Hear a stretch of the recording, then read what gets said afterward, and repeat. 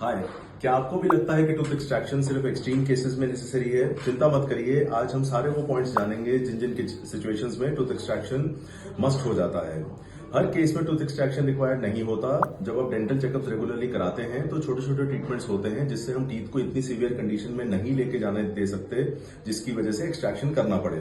कुछ small procedure जिसमें required होता है एक्सट्रैक्शन। फर्स्ट, अगर सीवियरली डिकेड टीथ है जिसमें ना कोई रूट कैनाल की ऑप्शन है और ना कोई फिलिंग की ऑप्शन है, उस केस में we need to take it out so that बाकी टीथ सेफ एंड साउंड रहे। Secondly, wisdom teeth cases. आपकी अकल दाढ़ है, अगर विजडम टीथ में इन्फेक्शन है, भले ही अकल दाढ़ आपकी स्ट्रेट है या टिल्टेड है, if it is infected, wisdom teeth needs to be out to save the remaining teeth, साथ वाले टीथ को बचाने के लिए।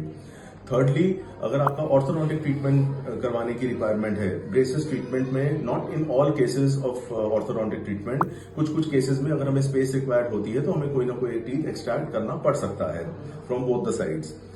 फोर्थली, अगर आपके गम डिजीज सिवियर है जिसकी वजह से टीथ मूव करना शुरू कर जाए, उस केसेस में हमको एक्सट्रैक्शन करना पड़ता है। सो अल्टीमेटली ये ध्यान रखें कि एज डेंटिस्ट हमारा लास्ट रिजॉर्ट होता है किसी टीथ को एक्सट्रैक्ट करना।